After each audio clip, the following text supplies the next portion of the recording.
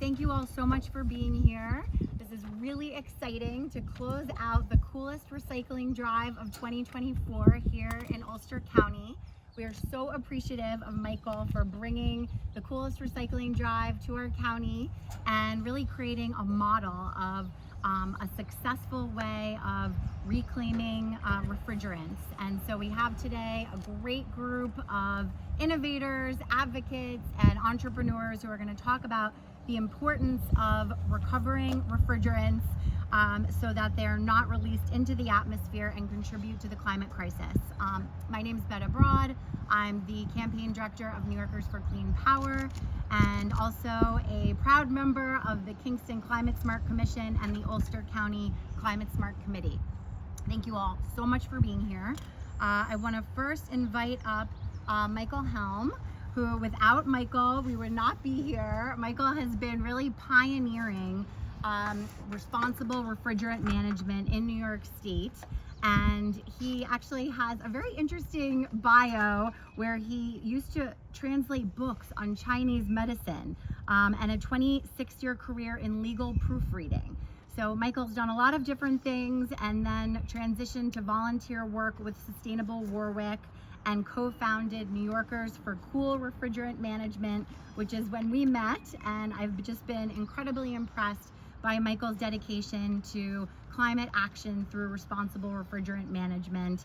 And I should say he lives in an almost net zero home in Warwick, and we are so delighted that you brought this incredible model for responsible refrigerant management here to Ulster County. Thank you so much, Michael. Come on up. Thank you. Very nice of you, Betta. So in 2017, I saw an article in the New York Times about a new project that had studied and ranked all the climate solutions. And in this article, they had a little quiz. And I thought, you know, I'm pretty well read on climate stuff. I'm going to take this quiz. And it was like really so annoying that supposedly the best solution to the climate crisis was refrigerant management. Who ever heard of refrigerant management? And here I am, 7 years after flunking the New York Times quiz, with the opportunity to thank the many people who helped us organize and publicize and run this year's Coolest Recycling Drive, a grassroots project that clearly illustrates the potential for refrigerant management as a climate solution. As many of us know, the industrially produced chemicals used as refrigerants, they're a very special form of greenhouse gas. There's a couple things. One is, we know where they are. They're in very specialized equipment. It's not like they can be found everywhere. They're just in one particular place. And the other thing is, many of them are all very potent greenhouse gases. And as I would go around and talk to town officials, other people who might be helping with drop-off events and other innocent bystanders, I would give them this little elevator speech about just how potent they are. So this is maybe the 137th time I've delivered this little address. So if you take a pound of gasoline and you burn it, it will create 3¼ pounds of carbon dioxide. But if you take a single pound of R410A and you just let it go, it will evaporate very easily. You don't even have to burn it. Just a single pound, when it gets into the atmosphere, it will act like more than 4,000 pounds of carbon dioxide. Or a pound of R22 would act like more than 5,000 pounds of carbon dioxide. So those astonishing numbers inspired me to collect a lot of appliances and see what would happen. So last year, Sustainable Warwick generously agreed to sponsor the first Coolest Recycling Drive. Instead of charging a $15 fee to recycle the appliances, we accepted them all for free, and also we held local drop-off events to make it easy. In last year's drive, we got 130 appliances plus a few tanks of mixed refrigerants. So they collectively held almost 500,000 pounds of CO2 equivalent. And we did that while spending less than $1,000. Then when we published the results, Kate Horton got a copy of them, and she was very quick to respond and say, oh, our company, Hudson Technologies, would like to support Coolest Recycling Drive going forward. And so they're doing that by providing the refrigerant recovery service at no charge, and they'll also even be paying us a little bit for any refrigerant that's clean enough to be reclaimed. So that's made it easy for us to expand the 2024 Coolest Recycling Drive, where we had 13 drop-off events in 6 locations. And that brings us to this year's results. We collected a total of 502 appliances, and a few stragglers brought in extras today. And there were including 292 air conditioners, 122 dehumidifiers, and 63 large and small refrigerators. Using 20-year global warming potentials, we estimate more than 1.5 million pounds of carbon dioxide equivalent will be recovered, or about the same as the greenhouse gas emissions of 162 gasoline-powered passenger vehicles per year. And using 100-year GWPs, we estimate between more than 600,000 pounds of CO2 that's what will be recovered, which is about the same as the greenhouse gas emissions that would be avoided by recycling instead of landfilling 11,800 trash bags of waste. I did that when using 100-year global warming potentials because the EPA's greenhouse gas equivalencies as things they would use methane in their waste bags, so I figured better to use 100-year GWPs on that. So if we think of how much funding would be needed to take 162 cars off the road for a year, or how much effort it would take to recycle instead of landfill nearly 12,000 bags of waste, and those are 25-gallon bags, it becomes obvious that increasing refrigerant recovery rates is really an inexpensive way to quickly capture large amounts of greenhouse gases. While we strongly support efforts to increase the recycling rates for appliances, the most recent New York State HFC inventory said only 4.3% of all HFC emissions in 2020 were from appliances. So the appliances are just the tip of the iceberg. The other sectors that use much more refrigerants, the commercial refrigeration, HVAC, but they're still similar to the appliances in that a little bit of expenditures goes a long way in helping with climate, as a helpful climate solution. There's another not so obvious point. Of the 500 appliances we collected this year, I stated it in pounds before, it's 750 metric tons of CO2 equivalent. Only 35% of those emissions are counted for the New York State greenhouse gas inventory. That's because non-HFC chemicals, the HCFCs and the CFCs, by long-standing international convention or tradition, they're not counted in greenhouse gas inventories. So it's not just in the appliances, but also in the HVAC and the commercial refrigeration that all of these gases are not being captured in inventory, but it's still a responsibility and an opportunity for us to be good stewards of the climate. And so to conclude, I want to thank many people and organizations who made the Coolest Recycling Drive possible, including Hudson Technologies, Sustainable Hudson Valley, Sustainable Warwick, the town of Warwick, New Paltz Reuse and Recycling Center. They were really great to work with, along with the town of New Paltz and New Yorkers for Clean Power. And there were also so many other groups, that helped to publicize our drop-off events. And the city of Kingston, thank you. I'm sorry. Definitely. When we did a drop-off event in Kingston, they were very good about like supplying the dumpster and the truck and so forth. And like when we did it back in Warwick, we had a volunteer with a horse trailer who would drive his horse trailer to the events and we would load them on. So it seems to me it really should be, Kingston did it the way that others should, that the town should be able to get a truck and do the job right. But I want to give my last heartfelt gratitude to the drop-off event volunteers.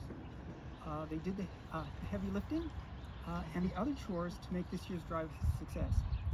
And the volunteers, they all quickly learned how to like inventory and label the appliances, and everyone had big wow moments when they could explain to an appliance owner, they'd put numbers into a spreadsheet and they would tell them, oh, if the chemicals in that appliance had escaped to the atmosphere, they would have acted like having burned maybe 150 or 200, 300 gallons. Everybody had a big wow moment when they did that. And I think there are many, many New Yorkers and Americans in general who are really concerned about the climate change, if not fearful about climate change. So many of them have no idea what to do. To have the opportunity to sit back and march with volunteers, really dig in and really get into this event, it was really cool. The coolest. Sure, all of you are hoping that we're going to do this again here and do it in other parts of the state. And you know, New York State is truly a leader on climate. And so we're delighted to have Maureen Letty here today, who is the director of the Office of Climate Change at the Department of Environmental Conservation. Thank you so much for being here, Maureen. Do you want to come up and say a few words about how responsible refrigerant management is going to help us achieve our nation-leading climate goals? Thank you so much for being here. Thanks, everyone. And just those numbers, 1.5 million pounds, and the cost, I mean, I would have to do some quick math, but that's got to be one of the most cost-effective greenhouse gas mitigation actions you can take. That's really amazing. It's really wonderful to be here, truly exciting to see actions like we have this climate law in the state. We're on the forefront of addressing climate change as a state. It takes big actions and it takes little actions. It takes all of it. And it's really inspiring to see these types of efforts come together. Awareness building, having that opportunity of educating people on something that they're not even aware is a hazard to the environment. It's not just greenhouse gases, it is the ozone depleting substances as well. It's just what a huge success that this organization has been able to take, and I hope this becomes a model for other organizations. We need to get the word out there so people can see how successful this is, how easy it is for residents to participate, and how engaged the reclaim companies want to be, the communities want to be. It's just such a great event. It's such a, you know, it should be a showcase across the state on how this can be done and how local action can have such a huge impact. This matters a lot, right, in terms of us getting to where we need to be in addressing climate change. And we're doing a lot as a state, but really where we lead is setting an example for others to follow, making these things happen. And a successful event like this doesn't just happen. I can't even imagine, Michael, the dedication, the planning, the forethought, bringing volunteers together, getting everything going, advertising, getting the word out there. Like, it's not easy. That just doesn't happen by accident. So truly a Herculean effort, and it paid off, you know, so successful and so wonderful. We are doing a lot at the state in terms of trying to move to alternative refrigerants that are less damaging to the environment. The city of Kingston, I hope I don't get this wrong, has an alternative refrigerant system in their ice rink. So that's a great project that was funded through the Climate Smart Communities grant program, and that grant program just opened a new round infused with additional $10 million from the Environmental Bond Act. So there's $22.5 million out there for communities to take climate action, which includes refrigerant management. So we need to get the word out there too, that the state has money for communities to take action. We want to see these things happen. So, you know, it's really, we're really proud of everything that you've been doing here. Lost my train of thought. But so it's just wonderful, and I couldn't be happier, and we want to be a partner for communities. We really want to be here to help us get to where we need to go as a state. So thank you so much. Thanks for everybody for coming out here today.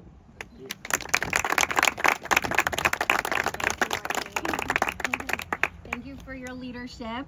Maureen has been working in clean energy and environmental conservation for a long time, really a dedicated public servant. And we're so lucky, I think, in New York to have state agencies like the DEC that are committed to achieving our climate goals, and it's working together in partnership with local volunteers, with advocates, with elected officials, with companies, with nonprofits, that we are going to achieve our goals.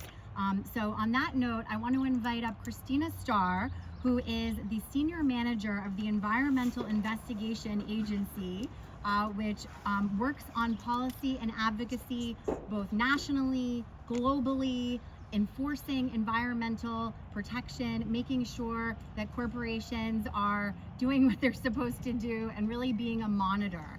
And especially when it comes to refrigerant management, we need these kind of organizations to shed a light on an area that often I think we forget the incredible harms that can come from something as innocuous as a refrigerator, right? So thank you for all that you do. Please come up and share a little bit about why this is so important, and also the context on the global stage.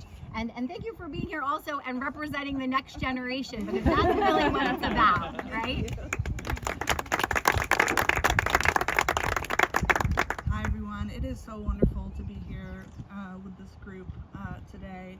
I've met so many of you over the years on Zoom and remotely, and I just can't say what a pleasure it is to actually see you all here in person and achieving such great things. This local effort today, led by the New Yorkers for Cool Refrigerant Management and their lead volunteer, Michael Helm, has achieved a tremendous amount of mitigation just through a simple ground-up, community-led effort. I tried to do some math, but I'm not sure I did it right with the 20-year GWP, so I'm not going to quote myself on how many cars were removed from the road, or how many coal-fired powered plants might have been partially mitigated. But this is really incredible what was done today here with these 500 appliances. And I can't think of a better example of grassroots climate action that shows what is possible on a broader scale if we have the right policies in place that would make refrigerant recovery and end-of-life management the norm. Global climate negotiations and politicians are struggling to muster the urgency that we need to address the climate crisis. But right here at our fingertips is a solution that we can put into action in New York State, across the country, and around the world. This would significantly slow atmospheric warming within the coming decades. As many of you might know, HFCs have atmospheric lifetimes of about 15 years and are thousands of times more potent than carbon dioxide.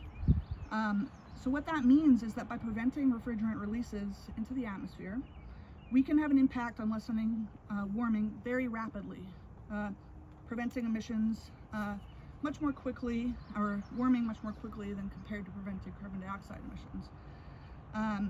My organization, the Environmental Investigation Agency, partnered with other leading environmental NGOs, such as the Natural Resources Defense Council, to produce a report about this issue of life cycle refrigerant management and what the global mitigation opportunity is. And we found that life cycle refrigerant management can mitigate up to 90 billion tons of CO2 equivalent this century at a global level. This is a massive number. This is 2 years worth of the world's global energy-related emissions. So it's a huge opportunity, but we need leadership at all levels, including from the ground up by state and local groups, to realize this opportunity. Our report points to some key pillars of life cycle refrigerant management, including enhancing product stewardship for appliances and other equipment containing refrigerants. Some of these pillars include improving reporting and enforcement of existing laws, enhance product stewardship of equipment through extended producer responsibility programs, and supporting workforce development. We can mitigate emissions while supporting good, green jobs in the HVAC sector, both scaling up adoption of heat pumps and air conditioners, using alternative refrigerants, as well as arming this growing workforce with the tools and incentives it needs to sustainably manage the refrigerants. So New York State is in a prime position to lead the way here in the United States by piloting an extended producer responsibility program for refrigerants, which would require big companies that produce these gases and produce the equipment using these gases to provide the needed incentives to HVAC technicians in the form of rebates for recovering refrigerant and returning it to reclamation or destruction centers. This takes a lot of work. You see Hudson Technologies here has brought, I don't know how many, Kate, 4 or 5 people out today to work full time. We've got 7 total and 4 technicians. 4 technicians and 7, everyone's pitching in to get this done today. This takes work. Time is money. People need the right incentives in place to make this happen. So an EPR program could really help make that a reality. New York State should also look into other forms of workforce development for the HVAC sector and training that improve refrigerant management. including providing better tools and best practices to prevent leaks while installing, servicing, and decommissioning equipment. So with that, I just want to close by thanking New York for Cool so much and all the partners for making this event happen. It's so inspiring to me, and I hope it's inspiring to all of you to see this, and leads us all on this continued journey to promote these solutions we really have at our fingertips to ensure a clean, healthy, and climate-safe future for all of us. So thank you so much. Torton, who is the Senior Vice President of Sales and Marketing at Hudson Technologies, an incredibly important partner who is basically doing the hard work of recovering the refrigerants and reclaiming them and going to then bring them back on the market, which is so exciting. So please come up, tell us a little bit more about your company and the role that you're playing in all of this, which I understand you're doing free of charge, which is really fantastic. So thank you. So thank you, everyone. Hudson is a leading provider of innovative and sustainable refrigerant products and services to the air conditioning and refrigeration industry, and the largest reclaimer in the United States. If you use air conditioning or buy or store frozen food, you've likely used our products and services without realizing it. And while we all want our homes and offices and schools to be comfortable and our food to stay fresh, we also want to protect the environment and help drive the transition to more environmentally friendly refrigerants and equipment. We're honored today to support the efforts of the local New York communities in recovering refrigerants that otherwise would likely be released to atmosphere. As some of you may have seen at the reuse center up at the road here, we're recovering from 500 appliances that we've talked about. Every single appliance is aligned with the refrigerant type. We're recovering them into dedicated cylinders.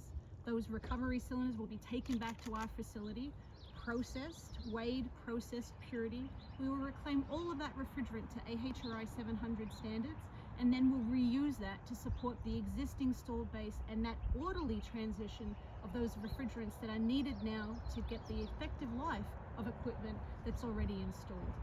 A lot of owners can't afford to immediately transition to different refrigerant types, so we allow them to, by reclaiming and recovering that refrigerant, get that economic life while it's being managed to a more environmentally friendly solution.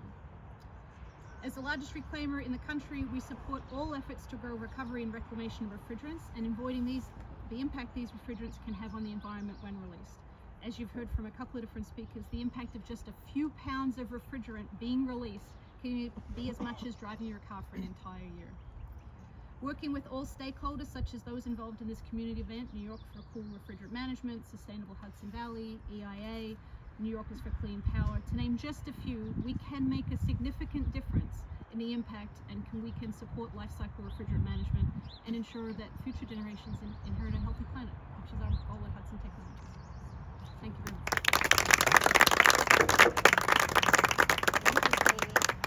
That's amazing that you're the largest in the entire country. That's really fantastic. We're so happy to have you here in Ulster County. Hope you'll come back. So I just want to welcome Alex Baer, who is the interim supervisor for New Paltz, which is where we are right now. Thank you for being here. And if you want to come up and just say a few words about how you're supporting this exciting effort. I'm interim, so I will keep it short. But I just want to thank everybody for coming here and for being so supportive of this initiative. Just very quickly, my dad was German, and when we were growing up, we grew up in Atlanta, Georgia, because he worked for CDC as an immunologist, and he early on would make us recycle and make us keep food scraps and would tell us not to drink anything with ice. And I remember thinking that we were really odd in Atlanta, Georgia, that we're that family, and how prescient that was, because he was thinking about what would happen now. So here we are, generations later, wishing that more people had sort of listened to what he had to say. So I'm so proud of the town of New Paltz and of the Reuse and Recycling Center here and what they have done, and all of you being such a part of this incredibly supportive and forward-thinking initiative. I just want to thank you all for all the work. It's a lot of work every single day to make this happen, and we're very lucky to have people in New Paltz who do it all, and other people who really work really, really hard on this. So we thank you very much from the side of the town for doing this. Thanks for being here today.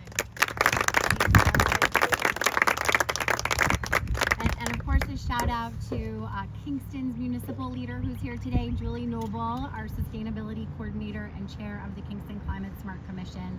And I want to also invite up my fellow Climate Smart Commission member and colleague at New Yorkers for Clean Power, Cal Truman, who not only holds down our education and careers coordinating at NYCP, but is also the workforce lead for the Mid-Hudson Clean Energy Hub, which many of you might be starting to be familiar with. There are now clean energy hubs launching all across New York State. It's a NYSERDA funded program, and Cal's doing a terrific job getting it going here in the Hudson Valley.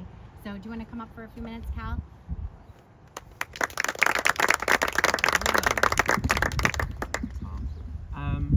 I'll be brief.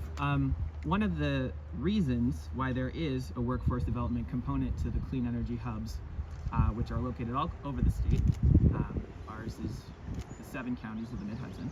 The reason that workforce development is part of that is because transitioning the energy systems that we use in New York State to align with the Climate Act, the law at this point, it's going to create something like 200,000 jobs by 2030, which, as you know, is soon. And so as we're thinking about all of those jobs, from transportation, from having to install heat pumps and swap out old forms of heating that require fossil fuels, all of the different ways that we're gonna have to transition, installing solar panels, that number doesn't include advanced refrigerant management. That is not counted by the state in their target numbers for workforce development. And it's actually pretty difficult to acquire state funding for workforce development in these advanced refrigerant management types of roles. So what Michael and I tried to do in setting up these events, and next year we're gonna have to plan further ahead, is engage the local BOCES schools. So in Warwick, that was the Orange Ulster BOCES. Here, that would have been Ulster BOCES based in Port Ewan. In getting their HVAC students, their students who are learning to install and maintain air conditioning systems and other equipment that uses these same chemicals that we're talking about today, they need to know how to do that sustainably. They need to know how important it is to handle those chemicals properly, because the dominant culture in some of these workplaces is that it's not important. And there are, of course, laws, saying you need to have this certification, you cannot vent the refrigerants, you have to capture them properly. Is that actually happening? It's more time consuming on job sites, and more time means you're paying your workers longer to be on site. So is everyone doing that? We don't know. And so exposing students at the point that they're getting their EPA certification to handle these chemicals, and making sure that they understand the importance of doing it right, why it matters. It's not just a rule for the sake of a rule, it matters, is really critical. And also being able to set up apprenticeships and get people into internships and partner up with companies like Hudson Tech who are doing this work helps make sure that there's a line of workers for the huge project of transitioning the big refrigerant coolers in supermarkets and things like that over the next decades, as we, as mandated, transition away from using the really powerful greenhouse gas coolants in supermarkets. Every supermarket in the state of New York is going to have to transition to using low global warming potential coolants. And that's going to happen over time, and we're going to need technicians who know how to handle the types of chemicals that we're using now and know how to handle the new chemicals. They're going to need to be able to do both. They're going to need to be able to transition the equipment and install new equipment. And those roles are really critical, and it's going to need a lot more people than we have right now. And so even if those are sort of temporary or internships or apprenticeships, that's a really great possibility for not only driving home the importance of handling these chemicals properly, but also making sure that there are workers lined up to take these jobs, as every supermarket in the state of New York and probably around the world has to do this transition. So next year we will be a little more mindful of the academic calendar in scheduling our refrigerants. But it was really wonderful talking with the schools and finding out what value there is for their students as a on the ground, hands-on learning opportunity to join the technicians, be able to shadow them, be able to maybe break open the appliances to help them get at the copper where the refrigerants are stored, be able to help find the information on the label, teach them now how to do all of that in the real world, talk to someone who's been doing the job for a bunch of years. So we're really excited about the opportunity of using these refrigerant drives as learning opportunities for students and new workers, and are hoping to also share that model in other locations around the state as more of these events happen. So that's what I have to say. Thank you. So fascinating to think about how, as we transition to a clean energy economy, as we decarbonize our state, how we are going to create hundreds of thousands of good green jobs. So thank you for reminding us of that and the important role that workforce plays in all of this. So last but not least, I'm going to invite up Melissa Everett, who is the founder and executive director of Sustainable Hudson Valley, a longtime pioneer of sustainability efforts here in the Hudson Valley and Connecticut, I should say. Melissa wears two hats. And Melissa does, many things, but really at the heart of it, it's working to make climate compelling and clear and bring clean energy solutions to a bigger audience. And I got to work with Melissa on the Solarize Hudson Valley campaign many years ago, and I'm just so glad that that we got to do that. But solar's sexy and EVs are sexy. Refrigerants, not so much, right? But we're working to change that. Thanks to New Yorkers for clean refrigerant management. Thanks to Melissa Everett and all of you for being here and being a part of this effort. So thank you so much, Melissa, for all that you do. Thank you, Beth. That's what I get for giving her a one-line bio so that she had to improvise. My God, thank you. So Michael is not the only person who was just gobsmacked to read Project Drawdown and realize the breadth of solutions, how well documented they are, how fast moving they are in terms of mainstreaming, and how huge the movement, what I call the Just Do It climate solutions movement. Policy is critically important. We position ourselves to do as little policy work as possible and to be on the ground helping to implement policies that exist, because policies, while they're critical, don't by themselves make people care. I want to shout out to who does make people care, and that is when we fell into this project with Michael. This is the first time since the Solarize campaign that Sustainable Hudson Valley has had a staff. It blows my mind. So Chris O'Babcock, our outreach coordinator, recovery bartender, farm manager, and has all the skills that you need to actually get people to do stuff, and work ethic like you wouldn't believe. And Barbara Todd, recovered corporate software quality assurance nerd and photographer and arts maven, who is, we call her the chaos reducer, on our team. So that is how we were able to do this. I say, like, here's Michael, you'll love working with him. Take it away, guys. But so we think it's important to work at a scale that is small enough to get done by group initiative and resources that we can access, and yet big enough to matter.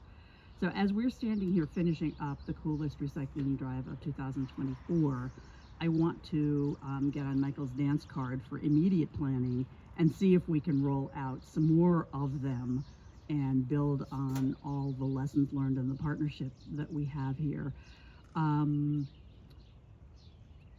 It's great that we have refrigerants nerds. Barbara recently discovered, working with Ulster County on a project to plan out a reuse innovation center. She said, I never knew there were garbage nerds. Garbage nerds are cool, but refrigerant nerds are amazing. But somehow, I think what we have to do, as others have said, is to make climate nerding sexy, to make it, to share the amazing fun and depth of relationships that people have developed through doing this work in all of our networks. It's not about making people do what we want them to do about climate change. It's opening up people to be part of what we have figured out in a lot of cases how to do. We're at that stage in the kind of innovation diffusion curve where it could actually open up. So I'm just going to share quickly. I have been all excited about a book called Saving Us, A Climate Scientist's Case for Hope and Healing in a Divided World by Catherine Hayhoe, who works out of Texas and, got on the late night TV shows talking about the most important thing we can do about climate change, in fact, is to talk about it. Because if nobody's talking about it, who's going to care? And so we are really working to help people be equipped with enough understanding of the content and the context that we can all talk about it, that we can all engage. Anybody here not have a big network? You all have huge networks. And so I think we're onto something, and I couldn't imagine a more wonderful group of people to grow it with. Thank you.